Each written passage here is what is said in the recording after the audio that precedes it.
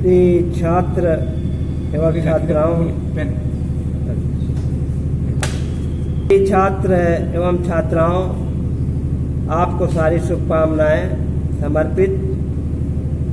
आज मैं कक्षा 11-12 में हिंदी विषय के अंतर्गत जन शीर्षक को लेकर माता और पुत्र का संबंध,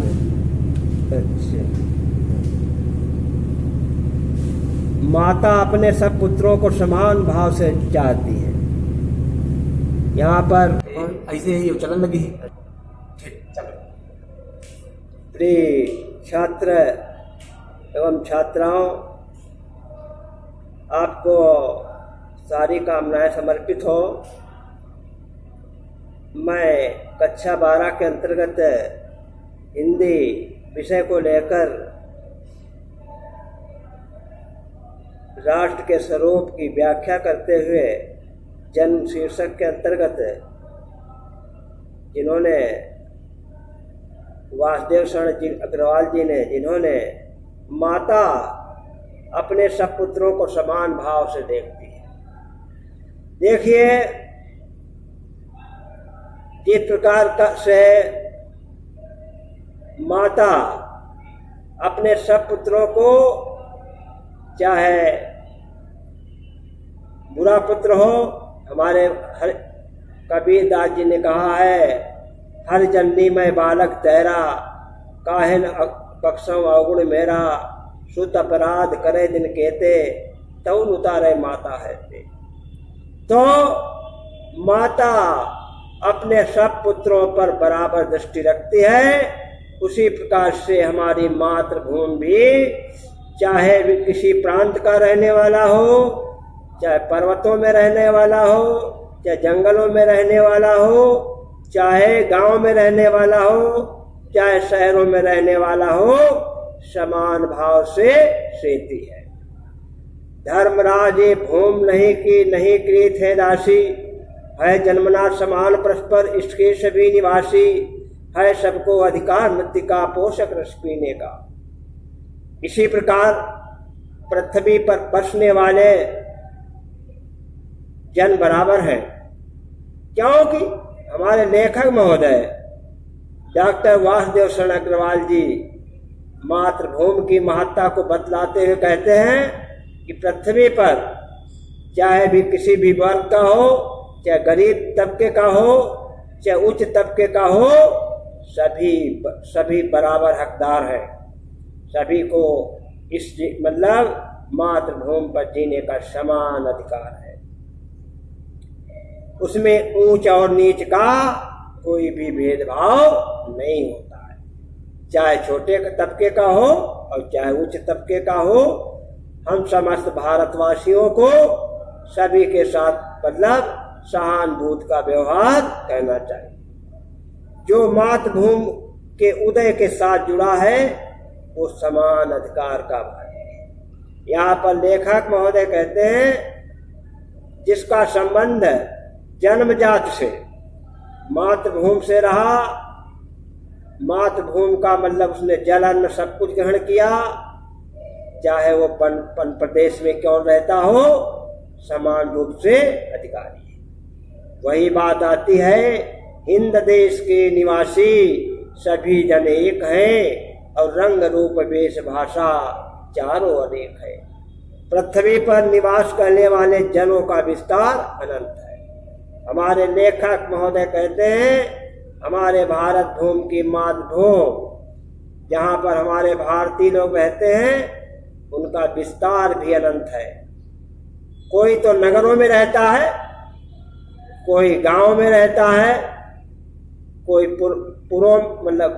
पूर्ववासी है, कोई शहर मतलब जनपदवासी है, कोई जंगलवासी है, कोई पर्वतों को गुफाओं में रहने वाला व्यक्ति है। ये जन अनेक प्रकार की भाषाएं, अनेक धर्मों के मानने वाले हैं। लेखक महोदय कहते हैं, चाहे किसी भाषा का व्यक्ति जानने वाला हो, चाहे किसी भी धर्म को मानने वाला हो, लेकिन हम सभी भारतीय हैं। फिर भी ये मातृभूमि के पुत्र है। लेखक महोदय कहते हैं, इस भारत भूमि पर रहने वाला व्यक्ति चाहे हिंदू धर्म को मानने वाला हो, चाहे मुस्लिम धर्म को मानने वाला हो, चाहे ईसाई धर्म को मानने वाला हो, चाहे पारसी धर्म को मानने वाला हो, लेकिन सभी धर्म अलग होते हुए भी हम सभी मतलब भारतीय हैं। इस बात का हमें गर्व होना चाहिए। और इस कारण उनका सौहार्द भाव भी अखंड है, अक्षोण है। इसलिए हमारे लेखक महोदय कहते हैं, चाहे हम कहीं भी रहें, लेकिन हम सब लोगों को भाईचारे और एकता को कायम रखना हमारा परम कर्तव्य है। सभ्यता और रहन सहन की दृष्टि से जन एक दूसरे से पीछे हो सकते हैं, क्योंकि कहीं तो लुंगी पहनी जाती है, कहीं की सभ्यता कुछ और है। हर प्रकार के खान पान भी अलग है, पहनावे भी अलग हैं। वही बात है, हिंद देश के निवासी सभी जन एक है, रंग रूप वेश भाषा चारों अनेक है। बेला गुलाब जूही चंपा चमेली, प्यारे प्यारे फूल गुंधे माला में एक है। हिंद देश के निवासी सभी जन एक है, कोयल की कूक न्यारी पपीहे की केली प्यारी, गा रही तराना बुलबुल राग मगर एक है। हिंद देश के निवासी सभी जन एक है। वास्तव में मातृभूमि नमः, मातृभूमि नमः तव गिरिभ्यो नमः, मतलब जनपदेभ्यो नमः। किंतु इस कारण से मातृभूमि के साथ उनका जो संबंध है उसमें कोई भेदभाव नहीं हो सकता है। हमारे पीछे छोड़कर राष्ट्र आगे कदापि नहीं बढ़ सकता है। लेखक महोदय कहते हैं, जिस प्रकार से मनुष्य की एक उंगली कट जाती है वो हाथ काम नहीं करता है। अगर एक भी समुदाय हमारे देश के मतलब राष्ट्र हित के लिए नहीं जुड़ा तो हमारा राष्ट्र मतलब राष्ट्र जो है कमजोर पड़ सकता है। अतएव राष्ट्र के प्रत्येक अंग की सुध हमें लेनी होगी। लेखक महोदय कहते हैं, जो हमारे देश का हर तबके का व्यक्ति, चाहे हिंदू हो, चाहे मुस्लिम हो, चाहे सिख हो, चाहे ईसाई हो, चाहे पारसी हो, हमें सबके साथ समानता का व्यवहार और सभी का ख्याल रखना है। राष्ट्र के शरीर के एक भाग में अंधकार और निर्बलता का निवास है।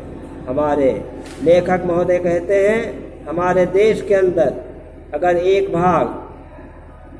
यदि एक भाग में अंधकार निर्बलता का निवास मतलब गरीब वर्ग के लोग रहते हैं, बहुत विपन्न है, तो समग्र राष्ट्र का स्वास्थ्य उतने अंश में असमर्थ रहेगा।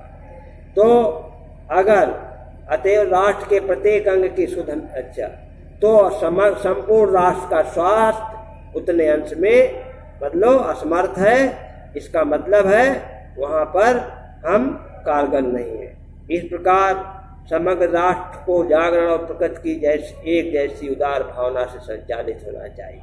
यहाँ पर लेखक महोदय कहते हैं, हमें संपूर्ण राष्ट्र को जगाने की जरूरत है। संपूर्ण राष्ट्र को तरक्की के मार्ग पर पहुँचाने में एक जैसा भेदभाव होना चाहिए। उदारता की भाव से हम कार्य करें। जन का प्रवाह अनंत है।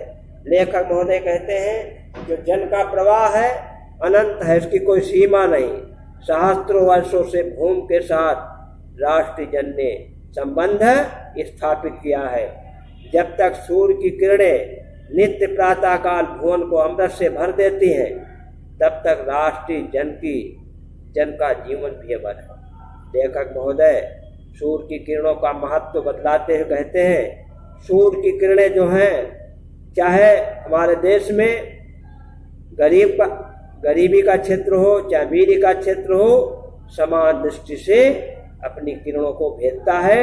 उसी प्रकार से हमारे मतलब देश के राष्ट्रीय नेताओं को, जिनके हाथ में बागडोर है, संपूर्ण राष्ट्र को एक दृष्टि से देखें। इतिहास के अनेक उतार चढ़ाव पार करने के बाद भी राष्ट्र निवासी जन नई उठती लहरों के आगे बढ़ने के लिए अजर है।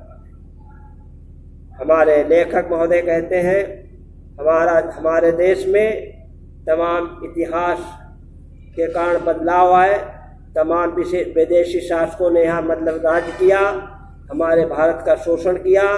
इसके बाद भी हमारे देश के रहने वाले जन नई उठती लहरों से बढ़ती हुई तरक्की से देश को आगे बढ़ाने के लिए अग्रसर। जन का संतत्व ही जीवन नदी के प्रवाह की तरह है। लेखक महोदय कहते हैं लोगों का जीवन बहती हुई नदी की तरह है, इसलिए लोगों की तरक्की इस प्रकार से नदी आगे बढ़ती चली जाती है। लोगों का विकास उसी प्रकार से होना चाहिए जिसमें कर्म और श्रम के द्वारा उत्थान के अनेक घाटों का निर्माण करना होता है। लेखक महोदय कहते हैं हमारे देश का निर्माण, हमारी पृथ्वी का निर्माण, हमारे राष्ट्र का निर्माण कर्म और परिश्रम के द्वारा हो सकता है और तभी देश का उत्थान हो सकता है।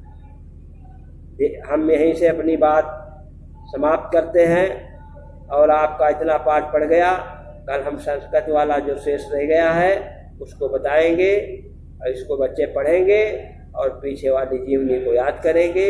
इंटर के क्वेश्चन आंसर आप लोगों को डाल दिए गए हैं, उनको आप लोग याद करेंगे। नमस्कार। ठीक।